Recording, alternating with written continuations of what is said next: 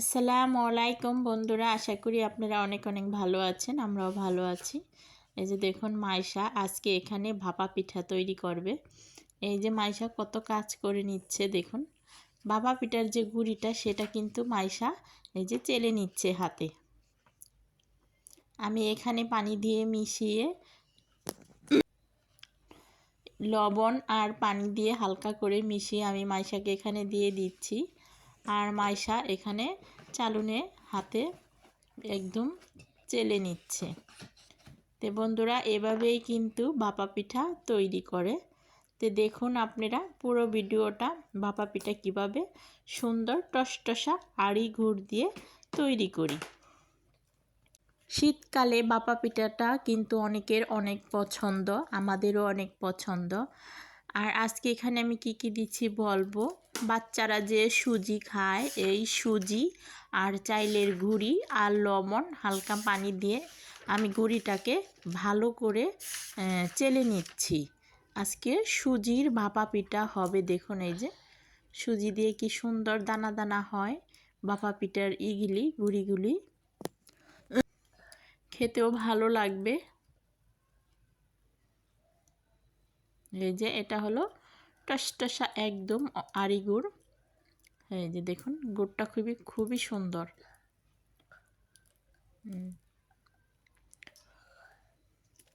খেতে ভালোই লাগবে আশা করা যায়।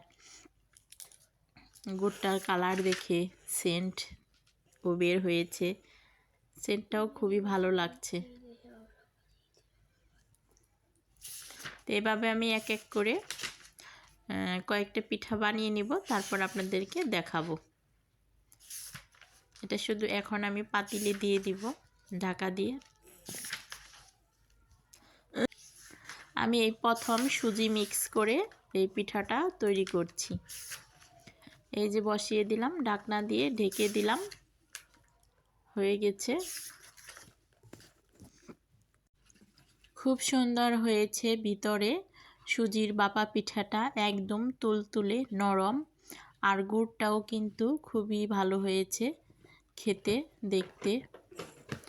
তে দেখুন, আমরা পিঠা খেয়ে এই চালের বড়ই পেরে নিলাম।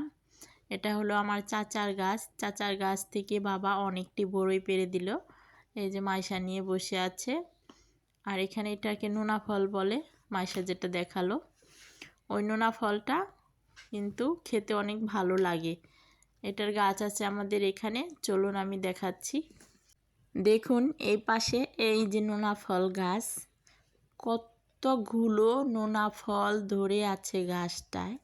অনেক অনেক নোনা ফল ধরেছে। এই যে এখানে কিন্তু বেশি ধরেছে, অনেক থোকায় থোকায়, তার জন্য এখানকারটি বেশি বোঝা যাচ্ছে। আর পুরা গাছটা ভরাই কিন্তু নোনা ফল আছে।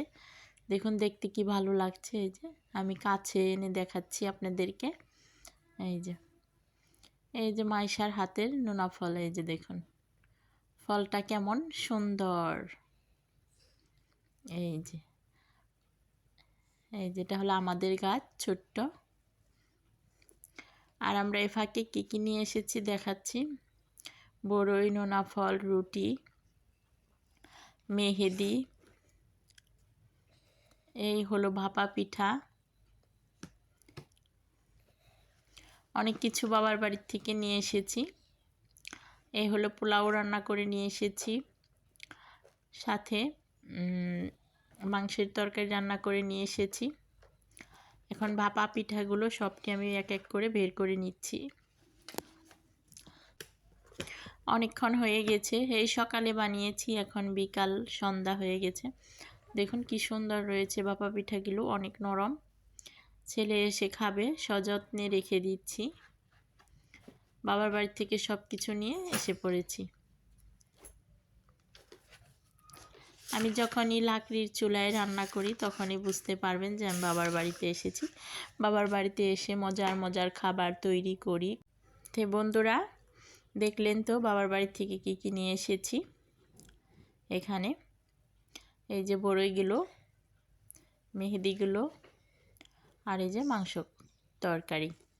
তো বন্ধুরা আজকের মতো এ পর্যন্ত। সবাই অনেক অনেক ভালো থাকবেন, সুস্থ থাকবেন। আল্লাহ হাফেজ।